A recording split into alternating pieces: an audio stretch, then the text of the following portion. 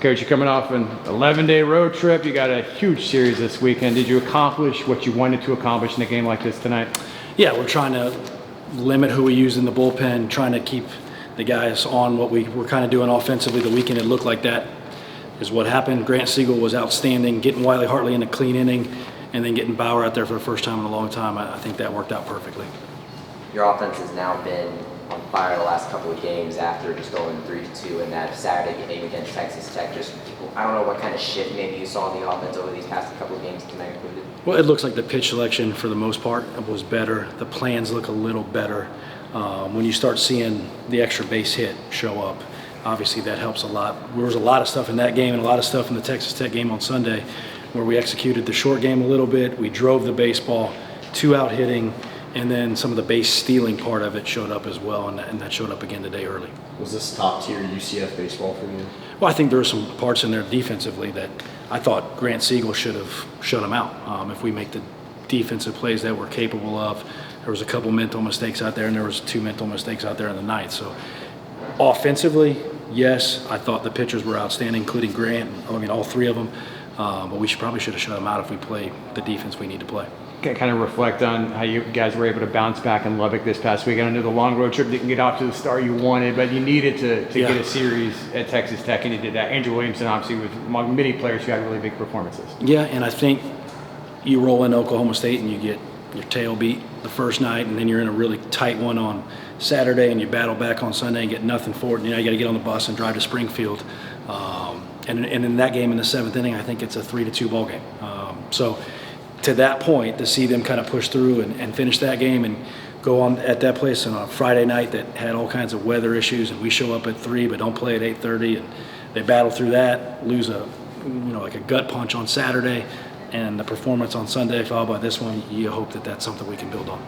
Williamson ended up becoming the first UCF hitter to hit for the cycle since 2015. Just what was it like to witness that? I mean, it was in a hurry too. It was like the natural cycle in all the first 4 at-bats, and I didn't really process it until he got the single, and I saw the dugout go nuts and I was like, oh, that must have been the cycle. But he's been on it. He's been carrying us for a while.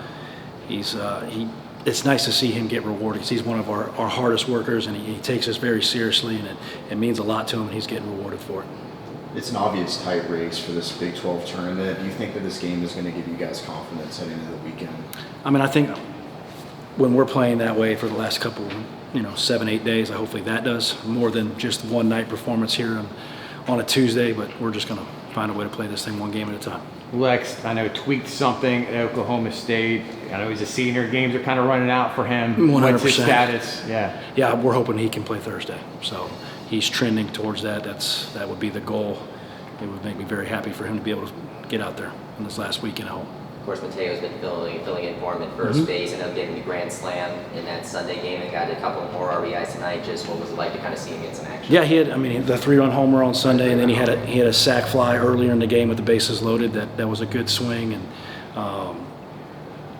he's progressing, right? Like this is a tough situation. We try to run him out there and get comfortable, and it's hard to get comfortable at Oklahoma State and on the road and doing all that stuff. He looks like he's getting more comfortable.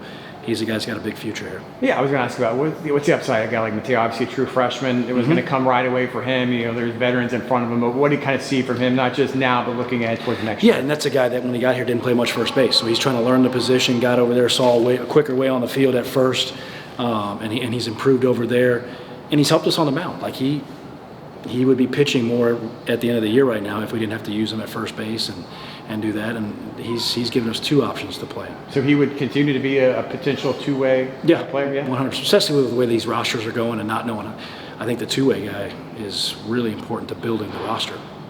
You also had Antonio go 5 for 5 on Sunday as well. Just I don't know how often you see a 5 for 5 game like that, but just what have you seen from him there? And then and I think he was struggling a little bit, and it was a tough sled for him at Oklahoma State, and that happens to every hitter.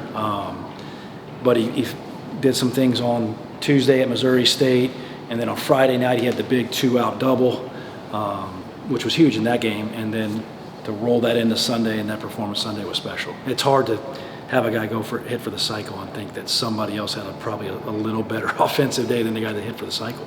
I know you invited Chet Lemon to the Florida game. That was a special moment that he had on this field with you. Obviously, we got the news he passed a few days ago. Just kind of wanted to get your thoughts on the passing of Chet Lemon. Yeah, it's really sad. Just feel for him and his family and really the whole Central Florida baseball community, because the way this thing is now and all the great things that he started it all. Like, there was a lot of guys that in my era that would never even got a chance to play in half those games if he wouldn't have set this thing up, and he did it all for the right reasons. There's not a person that played for him, coached with him, against him, that doesn't have the utmost respect for him and the way he did it, and he'll be sorely missed. Next weekend, you're fighting for that spot, the last spot in the Big 12 tournament, BYU and Utah right there with you. You have a tiebreaker over BYU, but what's your message to the team that you kind of prepare to fight for that last spot? You play Thursday as hard as you can. You go out here Thursday, you play the best game you possibly can, play it as hard as you can, and then we'll figure out the next day after that. You got to play this thing one game at a time, and we've been doing that for a while. It's no different than we've been playing the last 3 weeks. Any adjustments to the starting rotation? Not right now, no. Good. Appreciate it. Thanks a lot, Coach. Appreciate Thank it. you.